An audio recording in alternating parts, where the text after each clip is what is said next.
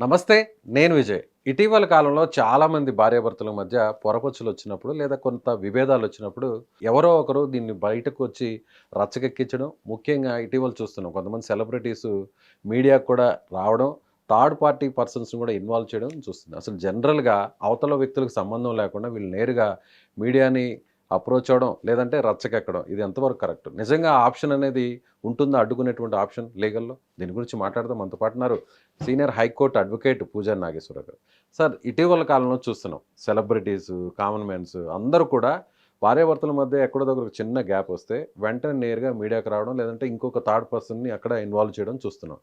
జనరల్‌గా అవతల వాళ్ళకి ఇష్టం లేకుండా, వాళ్ళకి అభ్యంతరాలు ఉంటే అడ్డుకోవడం అనేది ఉంటుందా? ఇప్పుడు మనకు ఏమైందంటే ఏందంటే, ఇప్పుడు మనకి ఎక్కడైనా సరే, ఇప్పుడు చట్టంలో ప్రతి సమస్యకు సొల్యూషన్ ఉంటుంది. ఇప్పుడు ఈ ఆధునిక సమాజంలో ప్రతి మానవుడు ఎదుర్కొనే విషయం ఏంది అంటే ఏందంటే, మనకు ఇప్పుడు మ్యాట్రిమోనల్ ఇష్యూసే తీసుకుంటే మీడియాకి ఎక్కడం అనేది ప్రధానంగా అయిపోయింది. మీడియాకి ఎక్కి మీడియాలో కూర్చొని నువ్వు ఆ తప్పు చేసినావు, నువ్వు ఈ తప్పు చేసినావు అని వాళ్ళని డిఫమేషన్ చేయడము, వాళ్ళ జీవితంలో లేని విషయాన్ని, ఉన్న విషయాన్ని, వాళ్ళ జీవితాన్ని మొత్తం దిచ్చి బహిరంగంగా ప్రజల మధ్యలో పెట్టడం అనేది ఇప్పుడు ఇప్పుడు నడుస్తున్న ట్రెండ్ జనరల్‌గా. అవును. దాంతో పాటు ఎప్పుడైనా కూడా ఏమైతదంటే ఏందంటే, పర్సనల్ విషయం అంటూ ఒకటి ఉంటది. పబ్లిక్ విషయం అంటూ ఒకటి ఉంటది. ఇది చాలా మందికి అర్థం కాదు. ఏది పర్సనల్ విషయమో, ఏది పబ్లిక్ విషయమో అర్థం కాదు. కొంతమంది రిలేషన్‌షిప్‌లోకి వెళ్ళిపోతారు. ఇప్పుడు మనకు 'రాజ్ తరుణ్ వర్సెస్ లావణ్య' కేసు ఉంది. అది ఆల్మోస్ట్ ఒక భార్యాభర్తలు రిలేషన్‌షిప్ లాంటిదే. ఈ మధ్య కాలంలో ఏదో జరుగుతున్నట్టుంది. 'గౌతమి' స్వామి ఏదో జరుగుతున్నట్టుంది. ఇట్లాంటియన్నీ ఏందంటే, ఏ వ్యక్తి అయినా ఏదైనా ఒక గొడవ జరుగుతున్నప్పుడు ఏ వ్యక్తికైనా ఒక ఆలోచన ఉంటది ఏందంటే, వాళ్ళెవరో ఒకళ్ళు నేను మీడియాకెళ్తా అని బెదిరించడం లాంటి వాళ్ళు సిగ్నల్స్ ఇస్తుంటారు జనరల్‌గా. లేదా మీడియాకెళ్ళే అవకాశం ఉంది అనుకున్నప్పుడు, మనకు చట్టంలో మనం కోర్ట్‌కెళ్ళి నా పర్సనల్ విషయాలు హ్మ్. ఎవ్వరు గూడా ఈ దేశంలో మాట్లాడనీకి లేదు. అది భార్య అయినా సరే, భర్త అయినా సరే. ఎవ్వరైనా సరే. Hmm. Anybody unless until there is no case pending against me. అది కూడా క్రిమినల్ కేసే, మళ్ళీ సివిల్ కేస్ కాదు. అది కోర్టు పరిధిలో ఉన్నప్పుడే కదా! అదే ఒకవేళ కోర్టు ఏది వరకు వెళ్ళకుండా అదే కోర్టు వరకు వెళ్ళకుండా ఎవరు మాట్లాడనీకి లేదు. కోర్టులో ఎళ్ళినా గూడా సివిల్ కేస్ అయితే కూడా మాట్లాడనీకి లేదు. కేస్ ఫైల్ కాలేదు, కోర్టు వరకు వెళ్ళలేదు. వెంటనే మీడియాకొచ్చారు. ఇలా బయట వేరే వాళ్ళకి చెప్తున్నారనేటువంటి ఇన్ఫర్మేషన్ ఉంది. అప్పుడు వెంటనే కోర్ట్‌ని అప్పుడు అప్రోచ్ ఎంబటే మనం కోర్టుకెళ్ళిపోయి మనకు మన భారతదేశంలో ఎవ్వరు గూడా నా పర్సనల్ విషయాలు మాట్లాడనీకి లేదు ఓకే. అని జెప్పేసి మనం ఒక పిటిషన్ యేసుకుంటే హ్మ్. కోర్టు మనకు డెఫినెట్‌లీ ఎవరు మాట్లాడకుండా ఇంక్లూడింగ్ మీడియాతో సహా. హ్మ్. మీడియాలో మనకి ఎలక్ట్రానిక్ మీడియా గావచ్చు, ప్రింట్ మీడియా గావచ్చు, సోషల్ మీడియా గావచ్చు, ఎనీ మీడియా మన గురించి ప్రసారం చేయకుండా మనం అడ్డుకోవచ్చు. ఓకే. దాన్ని మనం జనరల్ పరిభాషలో ఏమంటామంటే ఏంటంటే జాన్ డూ ఆర్డర్ అంటాం దాన్ని. Okay. John Doe. John Doe. John Doe order. Hmm. John Doe order అంటే ఏంది అంటే ఏందంటే, దీంట్లో ఆహ్, అది ఆ పదం ఎందుకొచ్చింది? లేకపోతే అది దాన్ని జాన్ డూ అని ఎందుకు అంటారు? లేకపోతే ఏందంటే ఏందంటే, ఇప్పుడు ఒక దేశంలో ఉన్న మీడియా నా గురించి మాట్లాడొద్దు అని మనం కోర్ట్‌కెళ్ళాలా. కోర్ట్‌కెళ్ళినప్పుడు ఎప్పుడైనా ఒక కేస్ ఎయ్యాలంటే మనకు ఆపోజిట్ ప్రత్యర్థి ఉండాలి. హ్మ్. మనకు ఆపోజిట్ ఒకడు ఉండాలి గదా! అంతే గదా! ఇప్పుడు మీడియా నా గురించి మాట్లాడొద్దు అని చెప్పి మనం కోర్ట్‌కెళ్ళాం అనుకో, ఎంతమంది పేర్లు రాస్తాం? చెప్పలేం.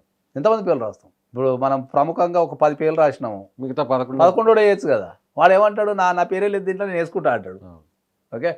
లేకపోతే నువ్వు ఇప్పుడు సోషల్ మీడియా అంటావు. సోషల్ మీడియాలో అది దాని అదేదో కంట్రోలింగ్ కామన్ వర్డ్. ఎక్కడుంది? కంట్రోలింగ్ లేదు. లేదు. అట్లా నువ్వు ఇప్పుడు ప్రింట్ మీడియాని మెయిన్ పేపర్లు రాస్తావు. 2 పేపర్లు మర్చిపోతే ఆడేసుకోవచ్చు. అవును. ఆడేమంటాడు, కోర్ట్ ఆర్డర్ నాకు లేదు గదా అంటాడు. నాకు నా గురించి అందలేదు గదా! నీ అంటాడు. గురించి మాట్లాడొద్దు అని చెప్పేసి కోర్ట్ ఆర్డర్ నా దగ్గర లేదు గదా అంటాడు. ఓకే. అంతే. సో, మరి అలాంటప్పుడు ఒక గ్యాప్ ఏర్పడ్డది. అరే! మరి నాకేమో ఈ దేశంలో ఉన్న ఏ మీడియా నా గురించి మాట్లాడొద్దనే కోరిక నాకుంది. మరి నేను ఎంతమంది మీద కేసేస్తా?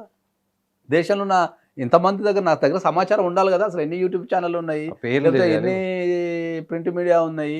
అదంతా తీసుకొని నేనేస్తే పిటిషన్ అయితే పెద్దగైతది. అంతే గదా!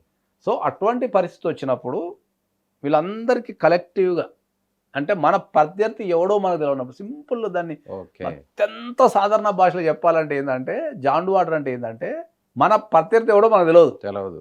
ఎవడు మనకు లాస్ చేస్తాడో, మనకి ఎవడు నష్టాన్ని కలిగిస్తాడో తెలవదు. కానీ మనకు నష్టం జరగబోతుందనే ఐడియా మాత్రం ఉన్నది. సో, మన ప్రత్యర్థి ఎవడో తెలవకుండా ఆ నష్టాన్ని ఆపమనేదే జాన్ డూ ఆర్డర్. అది ఏ సింపుల్. ఏ సమయాల్లో వస్తుంది? ఇప్పుడు ఈ ఇది భార్యాభర్తల మధ్య భార్యాభర్తల సమయాలలో వస్తది. విభేదాలు. నీకు కాపీరైట్‌లో వస్తది. హ్మ్. తర్వాత మీకు ట్రేడ్ మార్క్‌లో వస్తది. నాది ఎవడో ఉపయోగించుకుంటుండు, ఈ దేశంలో ఎవడు ఉపయోగించుకుంటాడో తెలవదన్నప్పుడు వస్తది. నా గురించి ఏదైనా మీడియా మాట్లాడుతుంది పర్సనల్ విషయం అనుకున్నప్పుడు అట్లా మన ప్రతి లార్జెస్ట్ పబ్లిక్ అన్నట్టు, అంటే మనకి ఎవడైనా శత్రువు ఉండొచ్చు, మన ఇమేజ్కి ఎవడైనా భంగం కలిగించవచ్చు, లేకపోతే మనకి ఎవడైనా డ్యామేజ్ చేయొచ్చు, మనకు పర్సనల్గా డ్యామేజ్ చేయొచ్చు, కంపెనీ పరంగా డ్యామేజ్ చేయొచ్చు, ఇంకేదైనా డ్యామేజ్ చేయొచ్చు. సో మనకు లార్జెస్ట్ పబ్లిక్ ఉండి మనకి ఎవరిని పార్టీ చేయాలని అర్థం కాదు అప్పుడు. ఓకే, ఇప్పుడు ఏదో ఒక సపోజ్ ఏదో ఒక వీడియో ఉంటుంది, ఒక సెలబ్రిటీ అనుకుంటే సెలబ్రిటీ గురించి మాట్లాడాలనుకుంటారు, రాయడం. లేకపోతే కామన్ వ్యక్తి అనుకోరాడు. సెలబ్రిటీ కూడా కామన్ వ్యక్తి గురించి ఏ మీడియా మాట్లాడదు చెప్పలేం కదా. సో మరి ప్రతి మీడియా దగ్గరికి వెళ్ళి అయ్యా నీ అడ్రస్ తెచ్చుకొని వేసుకోలేం కాబట్టి దాన్ని జాండ్ వాటర్ అంటారు. దాని కనుక మనం కోర్టుకి వెళ్ళి ఇగో నా గురించి ఎవ్వరు ఈ దేశంలో ఉన్న ఏ రకమైన మీడియా నన్ను నా గురించి మాట్లాడడానికి లేదు, నా పర్సనల్ విషయాలు మాట్లాడడానికి లేదు అని చెప్పి మనం పిటిషన్ వేసుకుంటే అప్పుడు దాన్ని జాండ్ ఆర్డర్ కింద ప్రకటించి కోర్టు ఆర్డర్ ఇస్తుంది. అంటే ఏ కోర్టును అప్రోచ్ అవ్వాలి sir? Civil court. Civil court or family court, whatever. మనకి ఎక్కడ లాస్ వస్తుంది అనేదాన్ని దాన్ని అది క్రిమినల్ కేసుకు సంబంధించింది కాదు ఆర్డర్, ఇది సివిల్ కేసుకు సంబంధించింది కాబట్టి ఎనీ సివిల్ కోర్టుకి వెళ్ళి మనం ఆ కేసు వేసుకోవచ్చు. సో ఆర్డర్ కూడా త్వరగా civil court or civil authorities apply చేసిన వెంటనే ఆర్డర్ కూడా త్వరగా వస్తుంది. జనరల్గా ఎప్పుడైనా కూడా సేమ్ డే ఇచ్చేస్తారు. ఎప్పుడైనా మనం అవుట్ ఆఫ్ ఆర్డర్ కనుక వేస్తే మార్నింగ్ వేస్తే మనకి ఈవినింగ్ కల్లా ఏదో ఒక ఆర్డర్ చెప్తారు. జనరల్గా ఆర్డర్ ఇస్తారు, ఎందుకంటే అది డ్యామేజ్ జరిగే అవకాశం ఉంది అని మనం ప్రూవ్ చేసుకోగలిగితే, ఫలాని ఎవడైనా ఈ దేశంలో నాకు నష్టం కలిగించే అవకాశం ఉంది అని మనం మినిమం బేసిక్గా ప్రూవ్ చేసుకోగలిగితే ఆర్డర్ వస్తుంది దాంట్లో. సో ఈ జాండు ఆర్డర్ ఒకవేళ మనం తెచ్చుకోగలిగితే దీన్ని చూపించి అవతల వాళ్ళని కంట్రోల్ చేయొచ్చు మనం. మొత్తం దేశంలో ప్రతి మీడియా వ్యవస్థను కంట్రోల్ చేయొచ్చు. దేశంలో ప్రతి మీడియా వ్యవస్థగా ఒక్కసారి జాండు ఆర్డర్ వచ్చిన తర్వాత ఏ మీడియా సంస్థలు, ఏ రకమైన మీడియా సంస్థలు కానీ పబ్లిష్ చేయడానికి లేదు. ఓకే, ఆల్రెడీ టెలికాస్ట్ చేసి పబ్లిష్ చేస్తుంటే వాటిని కూడా మనం రిమూవ్ చేయొచ్చు. ఆర్డర్ వచ్చిన తర్వాత టెలికాస్ట్ చేస్తే మనం ఒకసారి నోటీస్ ఇచ్చి రిమూవ్ చేస్తారు జనరల్గా. ఎందుకంటే జాండు ఇప్పుడు మళ్ళీ ఇక్కడ దీంట్లో ఒక చిన్న డిఫికల్టీ ఉంటుంది.